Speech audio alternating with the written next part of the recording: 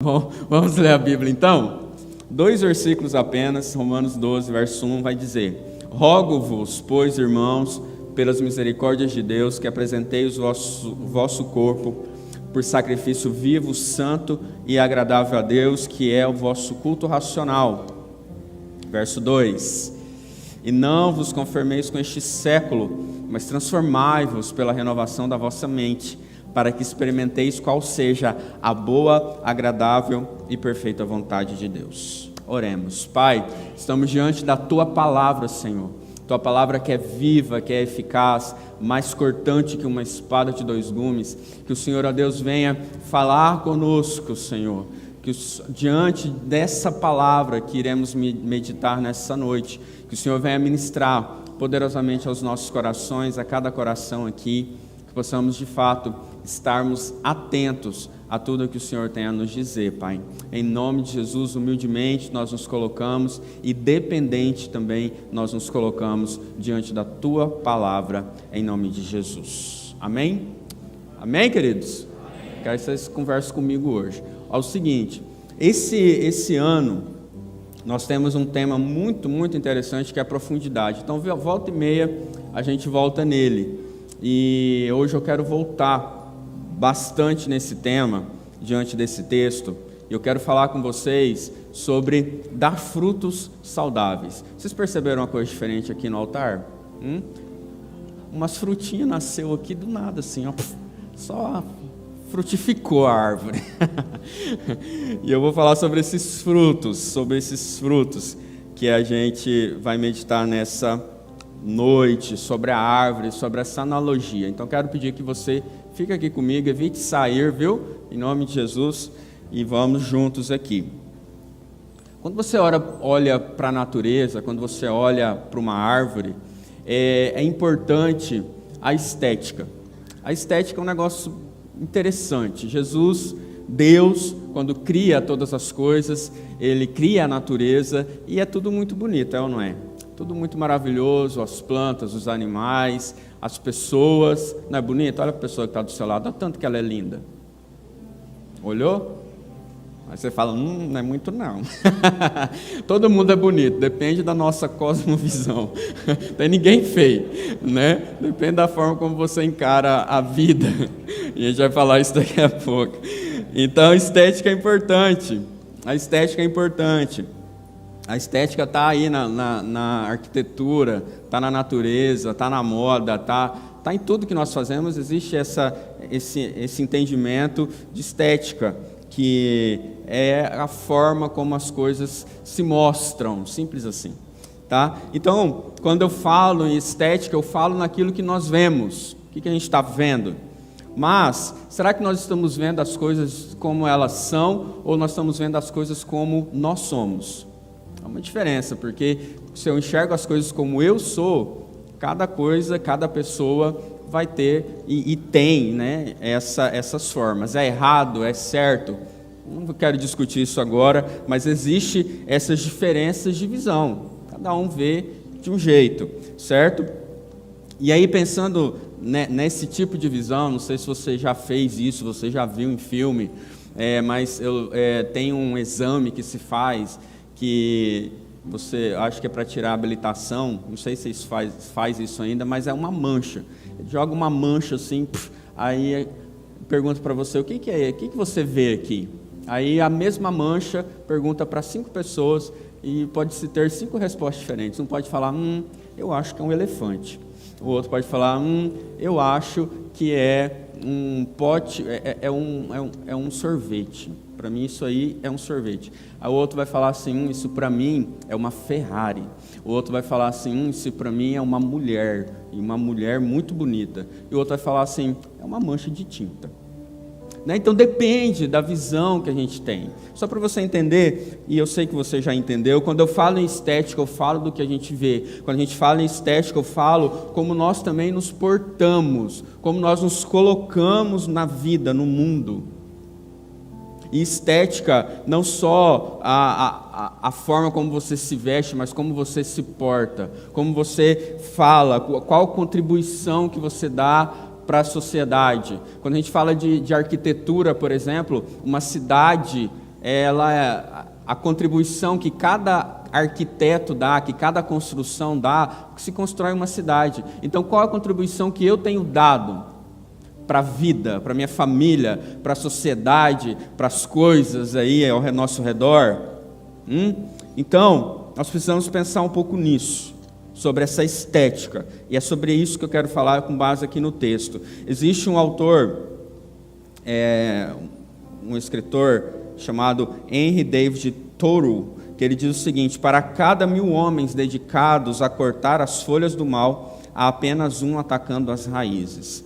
A árvore, querida, ela pode ter a melhor estética, mas se ela não tiver uma raiz boa, ela vai cair. Se a sua raiz for ruim, ela vai ser fadada aí ao fracasso, certo? Se a sua raiz tiver algum problema, você vai ser fadado ao fracasso. Então, a gente pensar nessa árvore, a gente pensa, por exemplo, está aqui a nossa árvore, você pode olhar ali para o banner para visualizar o que eu estou querendo dizer. As raízes, a gente pode pensar aqui como a nossa vida, fazendo uma analogia para a nossa própria vida, as raízes seriam como as nossas crenças, aquilo que a gente crê. O tronco seriam os nossos valores. Os galhos seriam os nossos comportamentos. E os frutos é a consequência. Aí você fala assim: eu preciso mudar as consequências, eu preciso mudar o meu comportamento, o fruto. Querido, se você não atacar a raiz, você vai continuar dando o mesmo fruto. Gente, eu não consigo isso, eu não consigo aquilo, eu não consigo mudar o que eu penso, o que eu falo, eu sou isso, eu sou explosivo, eu sou arrogante, eu minto, eu peco, o meu pecado é X, é Y, sempre me acompanha. Se nós não entendermos que o fruto é resultado do nosso sistema de crenças, a gente vai continuar agindo, dando os mesmos frutos até a gente morrer. Não adianta a gente tentar mudar o fruto. Não adianta a gente tentar alterar o fruto. Não adianta a gente tentar mudar o nosso comportamento do nada, de fora para dentro. Nós precisamos atacar as raízes. A raiz do problema, já viu isso? Nós precisamos ir lá na raiz, ver como que está esse negócio. Então eu já vou entrar no texto que diz, portanto, nessa versão que eu estou lendo aqui, diz, portanto rogo-vos, irmãos, verso 1, pelas misericórdias de Deus, que apresentei os vossos corpos por sacrifício vivo, santo e agradável a Deus, que é o vosso culto racional. Ok, a gente cita muito esse texto, mas quando a Bíblia começa, um versículo começa, portanto, é porque alguma coisa está acontecendo lá atrás, algo está sendo construído lá atrás. Se, então, se não, enfim, aqui é portanto. Então, o livro, a carta de Romanos é uma carta muito robusta.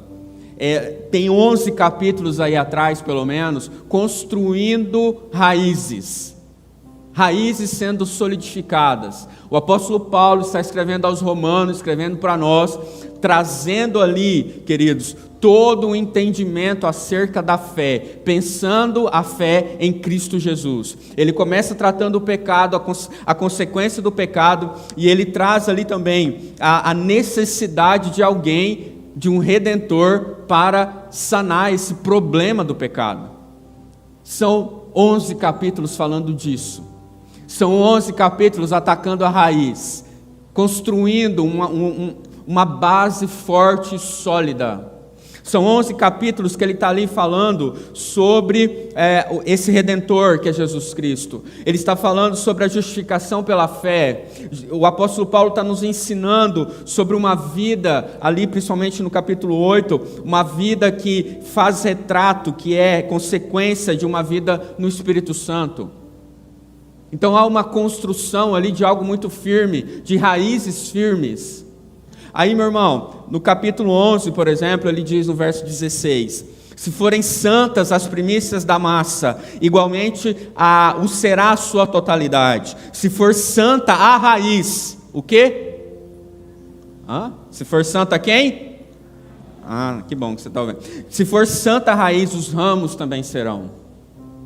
Raiz santa, raiz santificada, raiz solidificada. Romanos vai trazer esse entendimento para nós, queridos, da importância de sermos raiz, de termos raiz, e uma raiz firme e forte. Lá no verso 33 ainda do capítulo 11, ele faz uma declaração, um hino de adoração, que um pouco resume tudo isso. Ele diz: ó profundidade da riqueza, tanto da sabedoria quanto do conhecimento de Deus. Quão insondáveis são os seus juízos e quão inescrutáveis os seus caminhos. 34. Quem, pois, conheceu a mente do Senhor? Ou quem foi seu conselheiro? Ou quem primeiro deu a ele para que lhe venha a ser restituído? Porque dele, por meio dele e para ele são todas as coisas. A ele, pois, a glória eternamente. Amém. Irmãos, aqui o apóstolo Paulo simplesmente está mostrando para nós que dele são todas as coisas. Que por meio dele todas as coisas acontecem. E para ele são todas as coisas. A nossa raiz é essa, querido. O nosso sistema de crenças precisa ser o Senhor. A nossa raiz precisa estar solidificada. Não mude o seu comportamento. Trate a sua raiz. Se você não tratar a sua raiz, o comportamento, o loop do comportamento vai sempre ser o mesmo. Você vai sempre tentar atacar o fruto. Não adianta você atacar o fruto, meu irmão. Ataque a raiz. E a raiz são as nossas convicções. A raiz é aquilo que a gente crê, que é aquilo que a gente chama de fé. Que fé é essa que não muda o fruto? Que fé é essa em Cristo Jesus? Aquele que é rico, aquele que tem toda a sabedoria, todo o conhecimento, todo o juízo, que mostra para nós os nossos caminhos. Que fé é essa que não altera o fruto, as consequências da nossa vida? A gente continua sempre os mesmos, as nossas ações são sempre as mesmas, a nossa estrutura, a nossa base precisa estar no Senhor. O fruto revela a sua crença. O fruto revela em quem você crê, quem você adora. Estou bravo não, tá querido? A nossa maior motivação e paixão precisa ser a graça de Deus. Eu escrevi aqui: o amor de Deus é graça, e um viver ético é fruto da nossa gratidão. O amor de Deus é graça, e um viver ético é o fruto da nossa gratidão. É assim. E aí a gente vai ver em Romanos, esse verso que a gente leu, ele fala sobre oferecer a Deus, apresentar a Deus um corpo santo e vivo e agradável. Isso aqui, o apóstolo Paulo está falando para os romanos, e naquele tempo os romanos tinham quase que uma adoração, né, a alguns filósofos, e aí eles falam, por exemplo, Platão entendia e disseminou isso entre seus discípulos, que o corpo era como um sepulcro, o corpo não servia de nada, o corpo devia ser morto, né? O corpo era algo que precisava ser descartado. Eles tinham essa ideia, e o apóstolo Paulo fala: não, peraí, o nosso corpo é um sacrifício vivo e não morto. E aí também fazendo uma alusão ao que acontecia no Antigo Testamento, né? As ofertas que eram dadas, os cordeiros que eram imolados, os animais que eram entregues em sacrifícios e agora mortos. O apóstolo Paulo está falando para nós, trazendo esse entendimento tanto para os gregos quanto para os judeus, que não, peraí, o nosso corpo é um sacrifício vivo, santo, agradável a Deus, ou precisa ser, né? Um sacrifício vivo, santo e agradável a Deus, que é aí o nosso culto racional. O nosso corpo, diz a palavra de Deus, que é templo do Espírito Santo. Amém, igreja? O nosso corpo é templo do Espírito Santo. O Senhor vai dizer para nós que nós temos a mente de Cristo. Amém, igreja? Então nós temos a mente de Cristo, nós somos morada do Senhor. O próprio Deus, querido, não vacilou ele em tomar um corpo humano e nele viver. Jesus, ele habita num corpo frágil humano para mostrar para nós que o nosso viver é um culto racional, um culto em adoração. Nós cantamos aqui nessa noite: que minha vida cante a ti. Foi ou não foi? Você não declarou isso? Você conhecia essa música, esse louvor? Mas talvez você declarou isso, que minha vida cante a Ti. É uma vida de louvor, é um culto racional. Esse culto racional é um culto agradável a Deus. É um culto que começa no nosso interior, mas não é algo místico ou abstrato. A nossa adoração deve se expressar em atos de serviço manifestados no nosso corpo. É para fora, de dentro para fora. Nós glorificamos a Deus em nosso corpo. Aqui para mim, quando nós contemplamos o que é puro, nós olhamos aquilo que é puro, nós adoramos aquilo que é puro. Nós glorificamos a Deus no nosso corpo quando nós ouvimos aquilo e nos deleitamos naquilo que é santo. Nós glorificamos a Deus no nosso corpo quando os nossos pés caminham por estradas de justiça, ou veredas de justiça, como diz a palavra. Então, meu irmão, a nossa oferta a Deus é um culto racional. É um culto com entendimento. É um culto que eu pratico aqui no corpo da igreja, em tempos de celebração. Isso aqui é um culto, mas eu saio daqui e continuo a minha vida de culto. Eu continuo a minha vida de adoração. É ali na beirada do fogão. É ali enquanto eu estou no meu trabalho. É ali enquanto eu estou na faculdade, na escola. Eu continuo cultuando ao Senhor no meu dia a dia, racionalmente. Pensando se a cada passo, se a cada olhar, se a cada coisa que eu ouço, dentro dessa raiz que está sendo consolidada, se os meus frutos estão sendo para glorificar o Senhor. Isso é um culto racional, é uma vida de expressão de alguém que adora e ama o Senhor todos os dias. Culto racional, dê frutos saudáveis, meu irmão, meu querido. Mas antes, reavalie as suas crenças. Tem gente aí preso, a gente fala na inteligência emocional. Quando você vai estudar um pouco sobre inteligência emocional, uma das primeiras palavras que vem é crença limitante.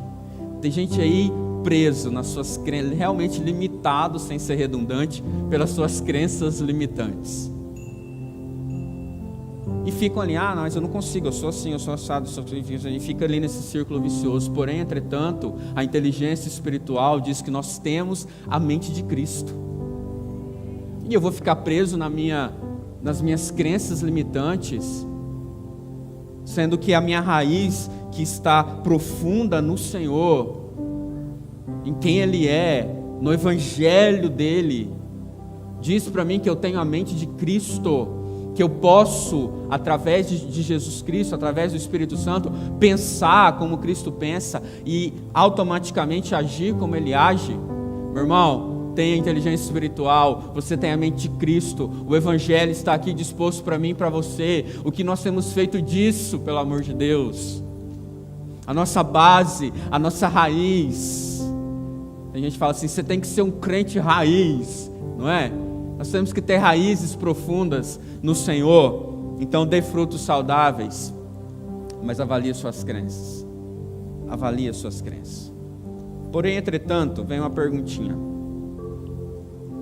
Você pode falar assim, vixe pastor, vixe Deus, vixe pastor, vixe.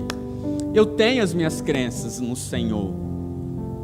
Eu conheço Jesus já faz uns trocentos anos. E eu entendi o que você já disse. Está tudo certo, eu conheço Jesus, as minhas crenças estão ok.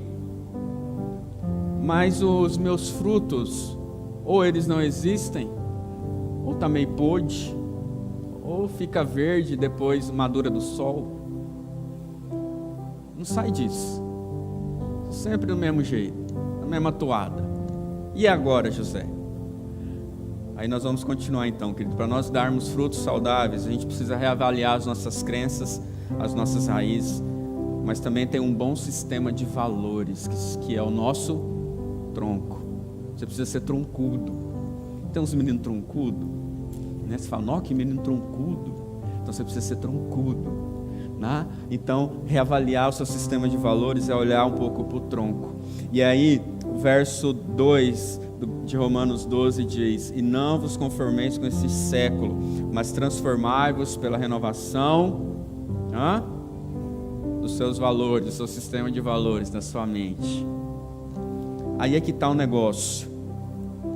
O apóstolo Paulo está falando aqui dessa estética do mundo. Olha a estética aí.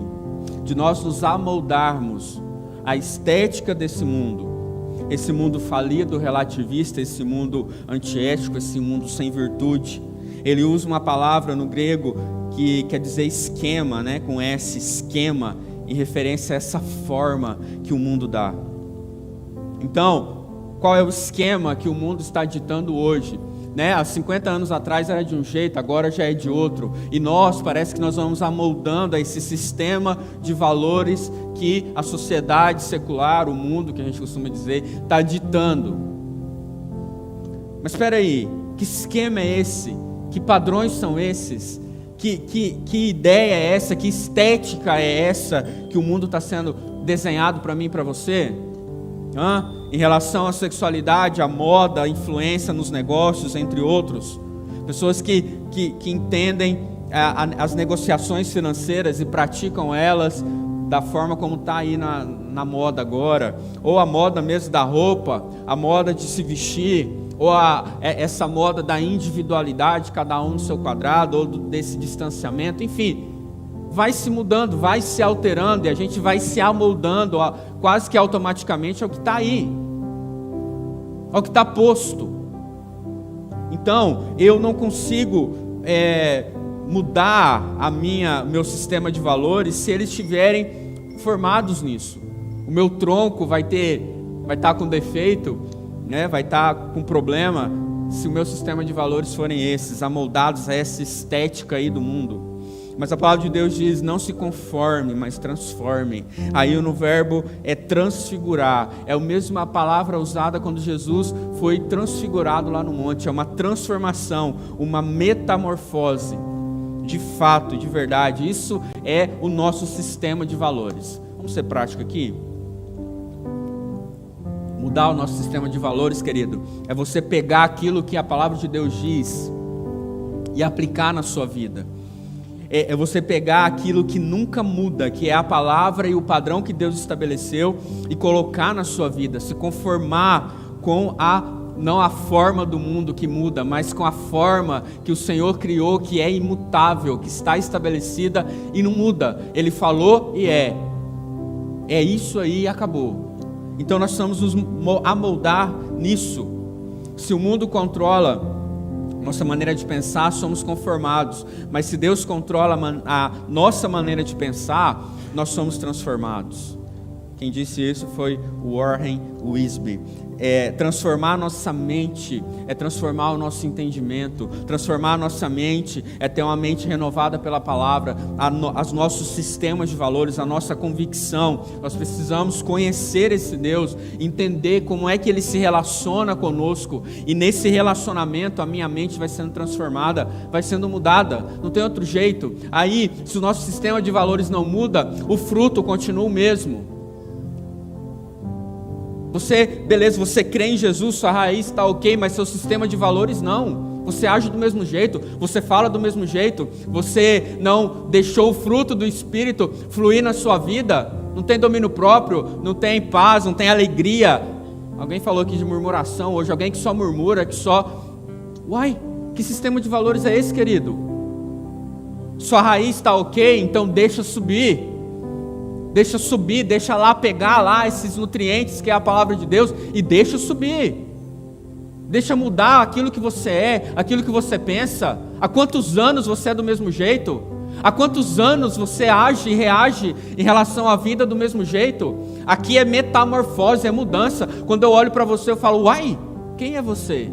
Houve uma mudança no seu olhar, houve uma mudança nas suas palavras, é de glória em glória, é dia após dia. Cada dia nós vamos crescendo nesse entendimento. A gente não muda de uma hora para outra, claro que não, mas se a nossa raiz está firme e a gente está absorvendo esses nutrientes, o nosso caule, né, o nosso tronco vai engrossando. Tem uma árvorezinha lá em casa que a gente teve que arrancar agora na reforma, porque a raiz estava lastrando para o asfalto, para dentro da minha casa, para dentro da casa do pastor Manuel. Então arrancou aquela raiz com tudo, e agora plantou outra. Está lá outra pequenininha, o caulezinho fininho, Você fala, oh meu Deus, podia crescer logo para dar uma sombra boa, né? Quem sabe até uma frutinha, né? Mas ela não dá fruta, enfim. Mas você fica querendo que a árvore vá logo. Mas a árvore tem as suas etapas, assim também é na nossa vida. Não adianta a gente pular as etapas que Deus estabeleceu para mim e para você, os processos. Os processos são normais e necessários, mas eles não param. Eles continuam, é de glória em glória até a eternidade, amém, queridos? Será que você é o mesmo, do mesmo jeitinho, desde que você aceitou Jesus? Então alguma coisa está errado. Ou você caminhou até um ponto e agora parou, estagnou. Não há mais mudança, não há mais transformação, calcificou o negócio. Está calcificado. Né? Então nós precisamos continuar recebendo nutriente e o tronco vai ficando cada vez mais troncudo, vai ficando cada vez mais robusto. Não é qualquer ventinho que te derruba, não é qualquer pedrinha que deixa você nervoso mais, irritadinho, mimadinho, mimizento. Não é, você está robusto, querido, e é isso. E a gente não gosta de ouvir isso, a gente fica incomodado. Mas é assim, precisamos transformar nossa mente. Mente transformada é quando eu me aprofundo. Vamos pensar aqui, você se casou, né? Quantos casais nós temos aqui nessa noite? Olha que povo bom, casado, casamento é maravilhoso, né? Você com o tempo, você vai se relacionando com essa pessoa, e aí a sua mente também vai sendo transformada, né? Porque você está em contato, você está em relacionamento, você bate o olho nela, ela bate o olho em você, você já sabe, tem uma conexão ali, um negócio, né? Acontece também com as amizades, você sabe como que o outro está. É relacionamento, é essa dança.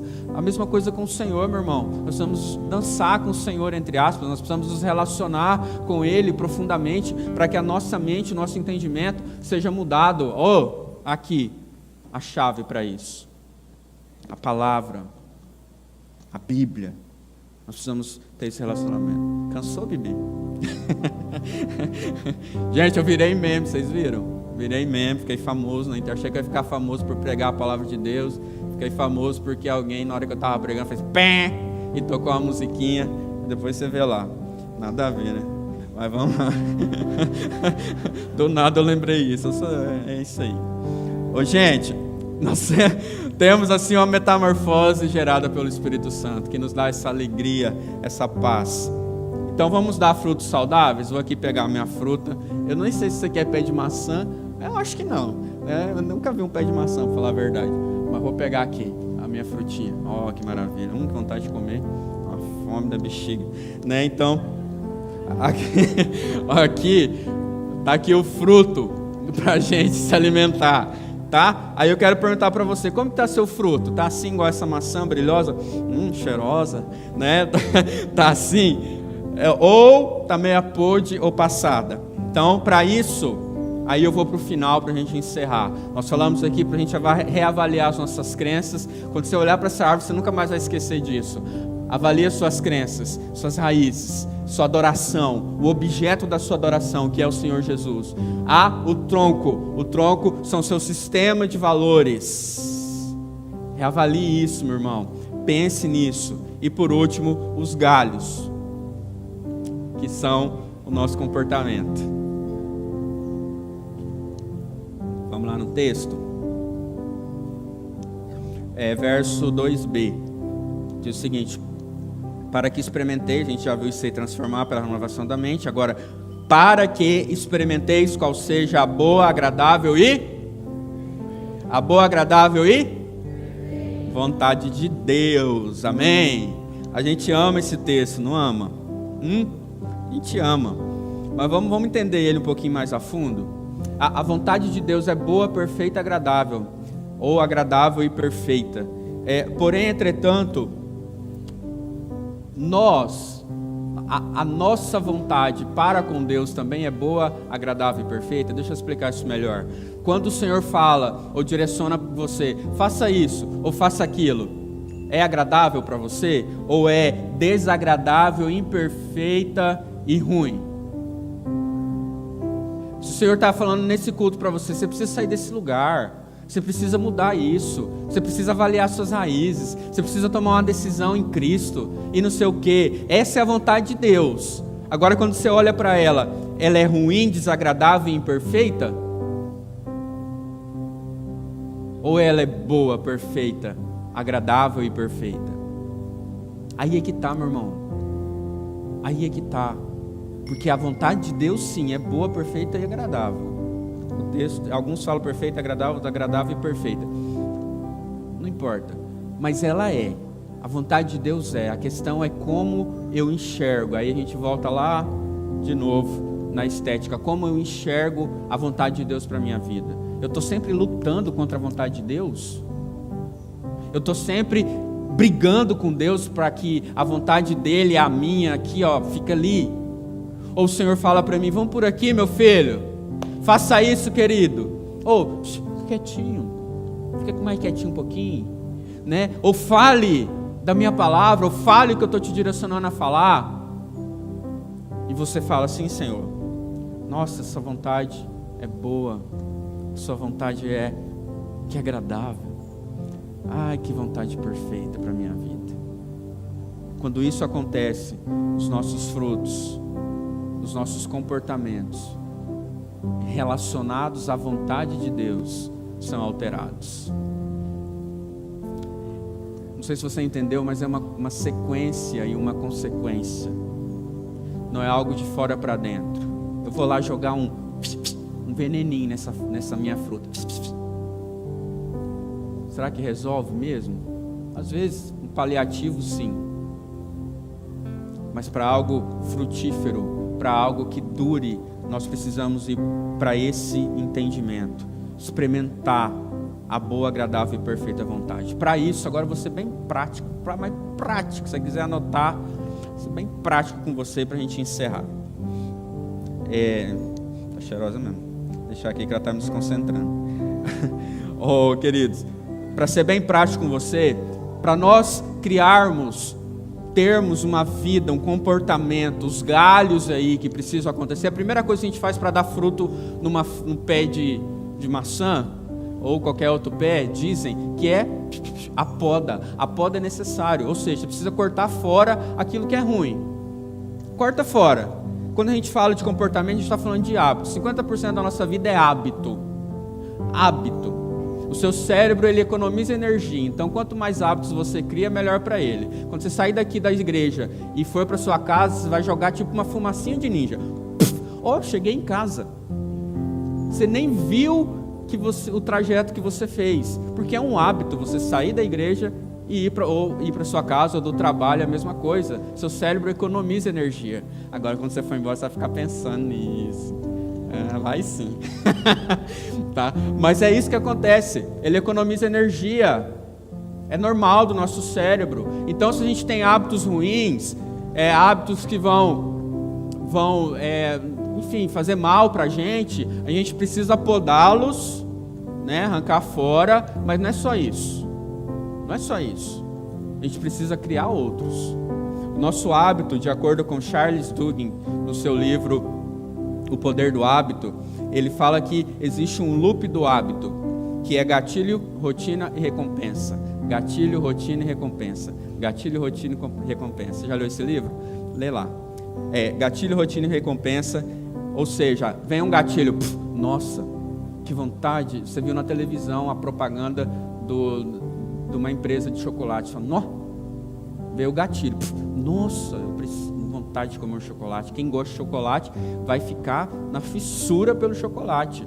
E aí você vai criar a rotina. Será que tem aqui em casa? Será que tem aqui em casa? Você vai na geladeira, você vai na gaveta, você vai na lancheira do seu filho, né, ver se tem o chocolate, né? E não tem. Aí você fala, eu vou lá naquele lugar que eu sempre vou. Você vai, sai de casa, né? Já está no automático. Você nem joga a fumacinha de ninja de novo. Pá! Apareceu no mercado ou na loja, comprou, e aí você vai sentar e ter a recompensa. Que chocolate gostoso. Assim com qualquer outro hábito, bom ou ruim, precisa de um gatilho, de uma rotina e de uma recompensa.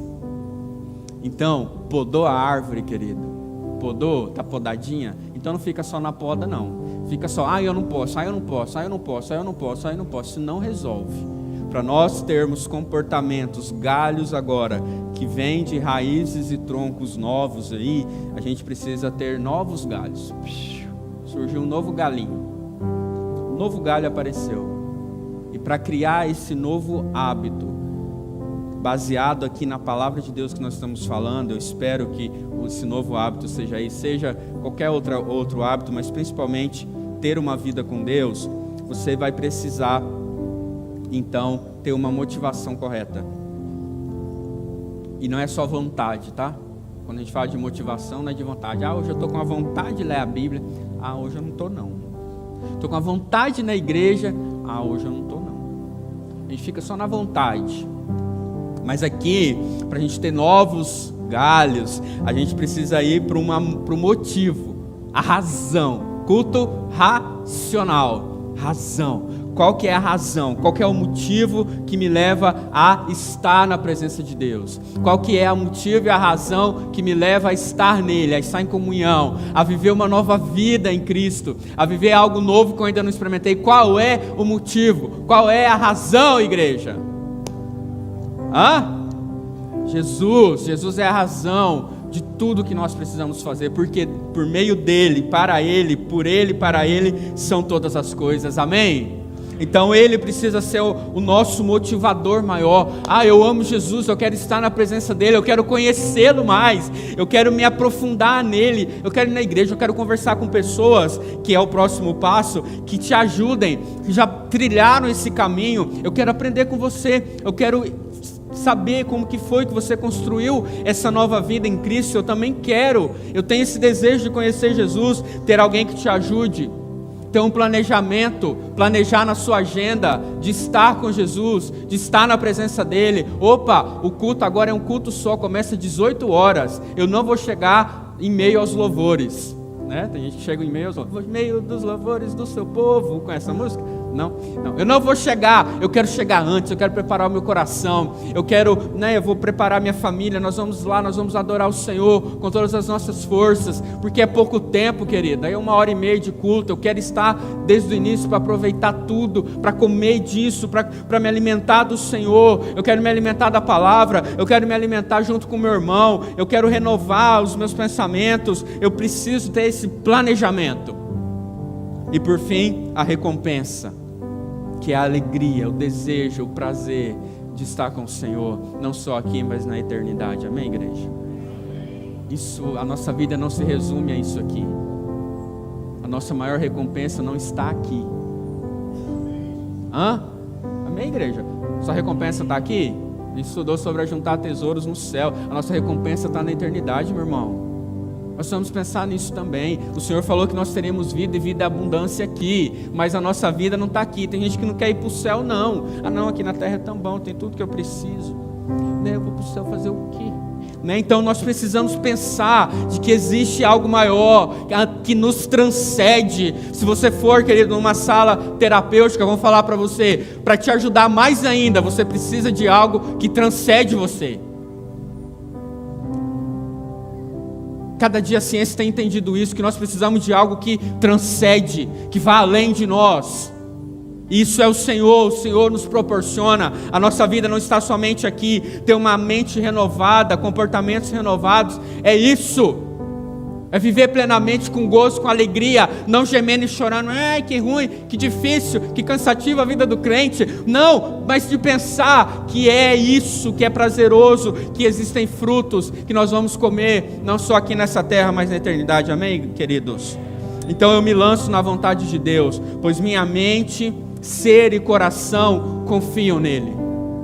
Eu me lanço nessa vontade, porque ela é boa, agradável e perfeita. E para isso nós precisamos de galhos novos, galhos podados, que dão frutos. E aí, meu irmão, depois, você vai sim poder ir nos galhos aqui, os galhos secos de uma árvore qualquer. Você pode vir aqui nos galhos e colher. Eu vou colher porque eu vou levar para casa, que essa maçã lá é de casa. Você pode colher e comer desses frutos, ou melhor, você pode compartilhar. Pega aqui, só para a gente fazer uma analogia, né? Tá filmando aí? Olha lá. Aqui, querida, tudo bem? Depois você me devolve. Tô brincando. Vou dar pra beber aqui. Pega aqui, Mário. Pega a maçãzinha aqui. Tá com vergonha. Pega pra ela, mãe. Oxi. Daí essa pode ficar, tá? A sua você me devolve. Não, dela vai ficar. Dela é dela.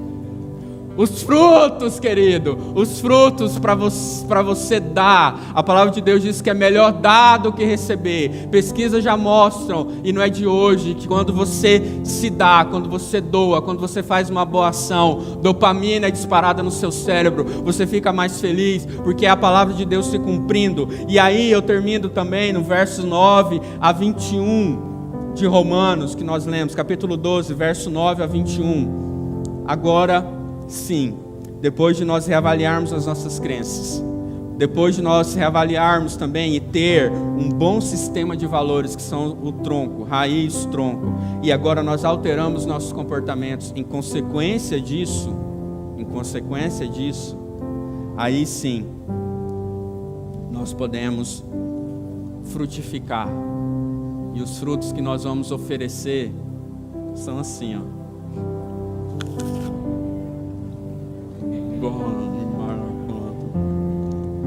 Você ouviu o croque aí? Versículo 9 diz o seguinte: o amor não seja fingido. Vou ler aqui na minha versão. O amor não seja fingido.